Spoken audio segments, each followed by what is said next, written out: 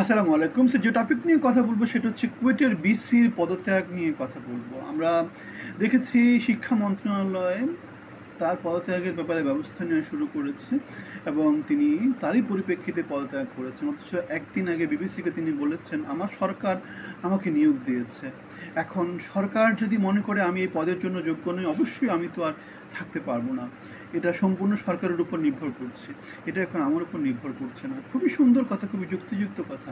বাংলাদেশে যারা ইউনিভার্সিটির বিসি হয়, কুয়েট, বুয়েট, রুয়েট, চুয়েট, এখানে যারা পড়াশোনা করে তাদের সবাই নীতিগতভাবে অনেক নৈতিক স্ট্যান্ডার্ড অনেক উপরে থাকে। সুতরাং ওখানে যে স্টুডেন্টরা যে মুভমেন্টটা করতেছে, সেই স্টুডেন্টরা কিসের দাবিতে মুভমেন্ট করছে সেটাই আমার কাছে জানা নেই।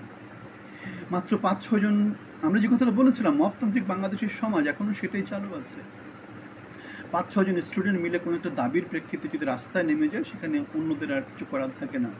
বাংলাদেশের উপর তারা সেটা চাপিয়ে দেয়, ইউনিভার্সিটির উপর তারা সেটা চাপিয়ে দেয়, প্রতিষ্ঠানের উপর সেটা চাপিয়ে দেয়।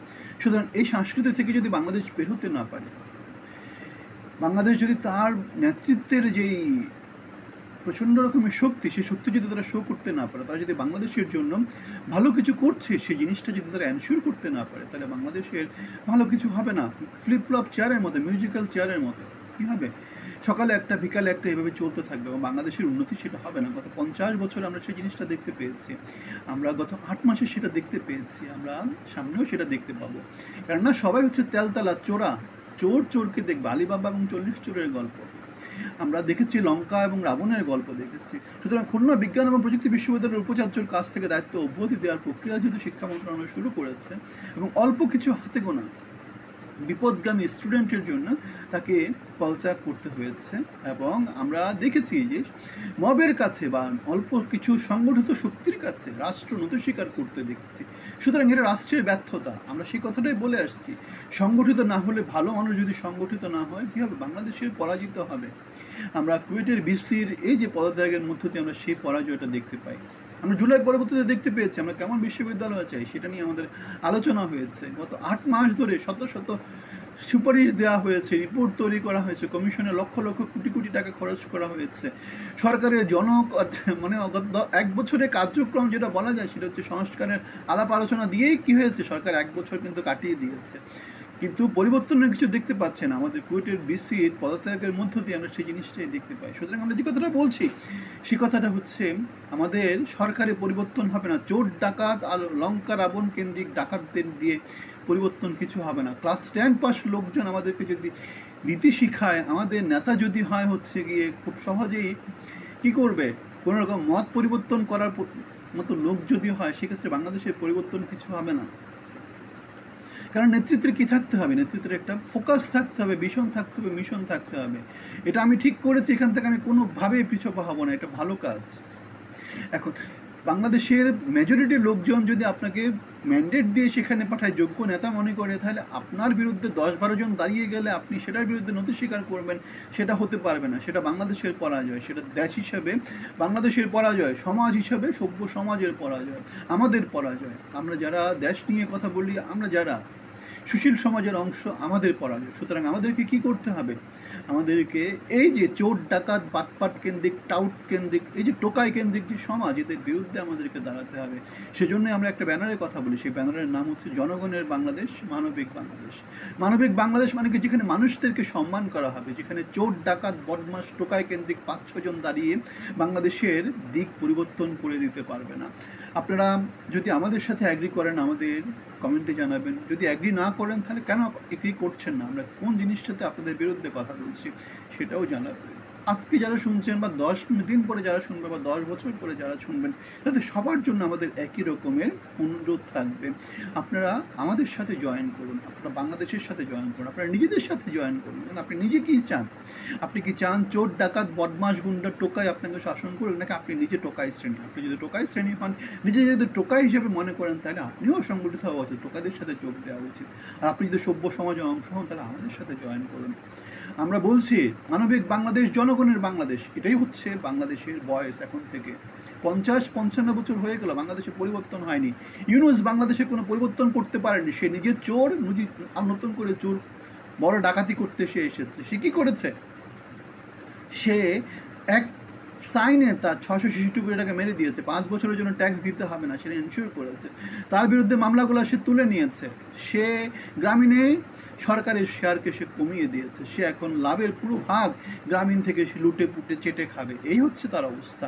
আত্মীয় স্বজন কেন্দ্রিক সে একটা শাসন ব্যবস্থা তৈরি করেছে, যেখানে একজন অ্যাপিএস, যেখানে একজন এইচএসসি পাস, যেখানে একজন ইউনিভার্সিটি ডিগ্রি শেষ করতে পারেনি, হাজার হাজার কোটি টাকা মেরে দিচ্ছে, দেশকে কী করে দিচ্ছে, লুটে পুটে চেটে খেয়ে দিচ্ছে। সংস্কারের কথা বলছে, কিন্তু সংস্কারের কিছু সে নিজে ফলো করছে না। সে হিল্লি দিল্লি করে বেড়াচ্ছে দেশের মধ্যে।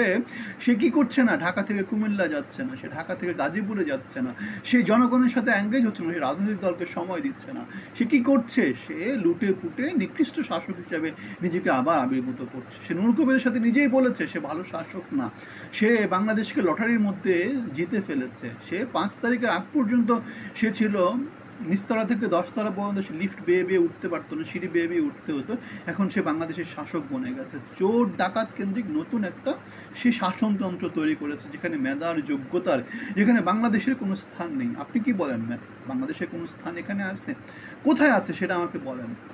কোথায় আছে? পাগল কেন্দ্রিক শাসন ব্যবস্থা তৈরি করেছে। 85 বছরের ডাইপার কেন্দ্রিক শাসন ব্যবস্থা তৈরি করেছে।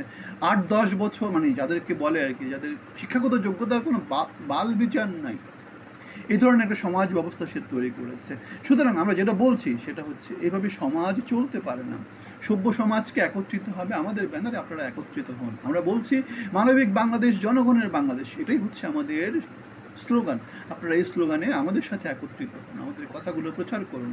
কারণ আমাদের কথাগুলো, আমরা যে কথাগুলো বলছি সেগুলো আমাদের কথা না, সেগুলো আপনাদের কথা। আপনাদের কথা আপনাদেরকে বলতে হবে, আপনাদেরকে প্রচার করতে হবে। যদি সেটা প্রচার না করেন, তাহলে চোর ডাকাত আপনাদেরকে শাসন করবে।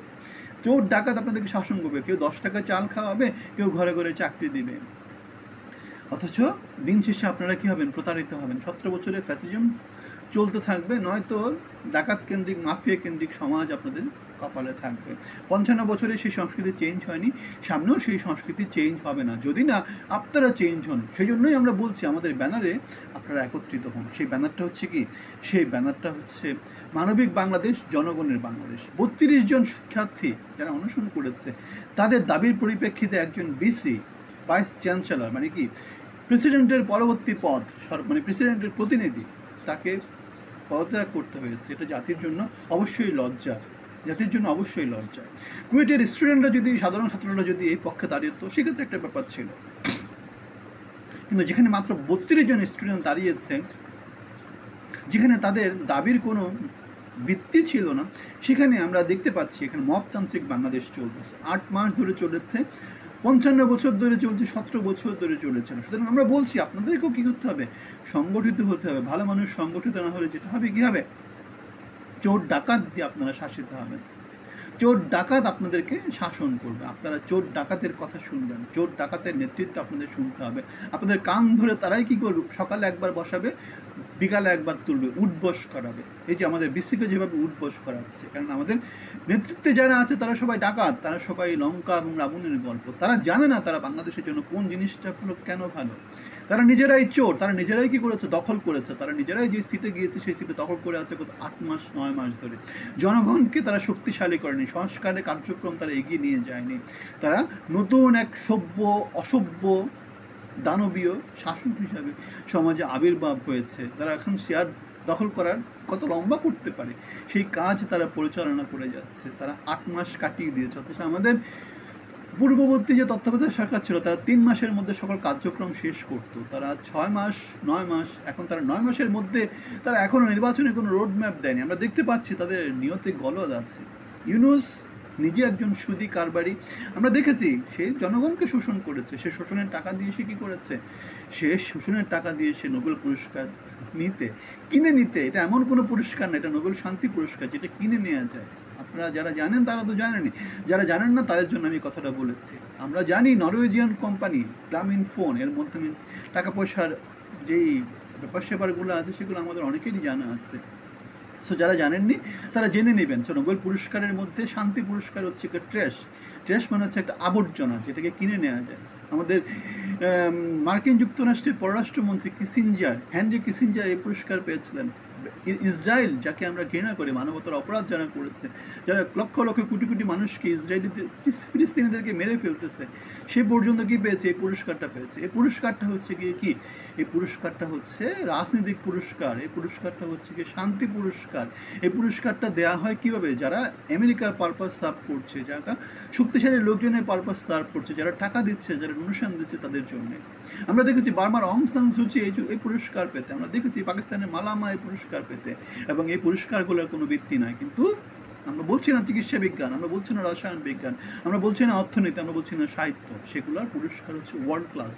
যারা যারা পায় তারা হচ্ছে ওই তখনকার সমাজের সবচেয়ে শ্রেষ্ঠ ব্যক্তিত্ব, তাদের জন্য আমার সালাম থাকলো। কিন্তু ইউনুসকে আমি সালাম দিচ্ছি না, সে শুধু, সে কিছুই জানে না, তার কোনো কন্ট্রিবিউশন নাই, সে অর্থনীতিতে কিছুই করতে পারেনি। বাংলাদেশের অর্থনীতির অবস্থা গত 8 মাসে যে অবস্থা, সেখান থেকে আমরা দেখতে পাই সে অর্থনীতির পুরস্কার পায়নি, সে অর্থনীতিবিদ।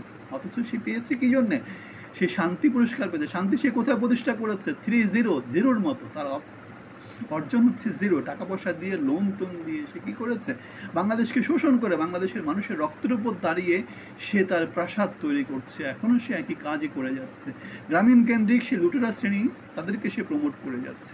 সুতরাং কুয়েটের বিসির উপর এই যে অব্যাহত যে নাটকটা সরকার করছে, সেই সরকারের নাটকে আমরা দেখতে পাই বাংলাদেশের পরিবর্তন কিছুই হবে না যতদিন পর্যন্ত জনগণ পরিবর্তন হবে। সেই জন্যই আমরা বলছি জনগণকে আমাদের ব্যানারে মানবিক বাংলাদেশ, জনগণের বাংলাদেশ একত্রিত হতে হবে। নয়তো 5-6 জন মিলে, এখানে 23 জনের কথা বলা হচ্ছে, 23 জন অনশন করেছে, তারা বিসিকে ফেলে দিয়েছে, সরকারের নজরে চলে আসছে। সুতরাং আপনারা সরকারের নজরে আসতে হলে আপনাদেরকে কী করতে হবে?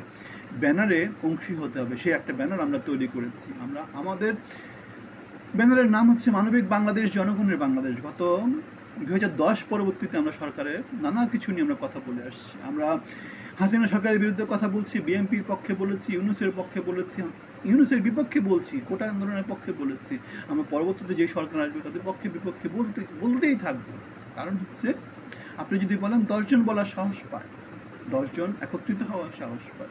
সো আমাদের প্রচেষ্টা আপনাদের জন্য, আমাদের প্রচেষ্টা নিজেদের জন্য না। আমরা বাংলাদেশের যোগ্যতা সম্পন্ন লোকদের হিসাব করা হলে আমরা শীর্ষ 5-6 জনের মধ্যেই আছি। সো আমাদের ব্যানারে তাহলে আপনারা একত্রিত হন, মানবিক বাংলাদেশ, জনগণের বাংলাদেশ। আমাদের কথাই আপনাদের কথা। আজ থেকে আমাদের অংশী হন আপনারা, বাংলাদেশের অংশী হন। আপনারা যদি বাংলাদেশের অংশী না হন, বাংলাদেশ হেরে যাবে। বাংলাদেশ হেরে যাচ্ছে, 55 বছর হেরে গেছে। ইউনূসের 8 মাসে কিছুই হয়নি, চেঞ্জ কিছু হবে না। সো পরিবর্তনের অংশী যদি আপনি না হন, তাহলে বাংলাদেশ পরিবর্তন হবে না। আপনাকেই পরিবর্তনের অংশী হতে হবে, আপনাকেই আমাদের সাথে যুক্ত হতে হবে। যদি সেটা না হন, বাংলাদেশ হেরে যাবে, আমরা হেরে যাব, আপনি হেরে যাবেন। মন্তব্য জানাবেন। ভালো থাকবেন।